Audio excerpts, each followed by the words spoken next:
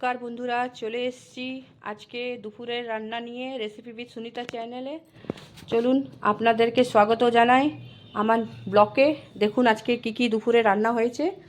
এটা হয়েছে ভাত আর লেবু আর কাঁচা লঙ্কা, আর এটা হয়েছে আলু পোস্ত আর ডাল, পাঁপড় ভাজা, আর এইদিকে হয়েছে বেগুন ভাজা, করলার পকোড়া, আর এটা হয়েছে পটল আলু ভাজা, আর এটা পটল ভাজা, এটা হয়েছে আম, আর এটা চাটনি।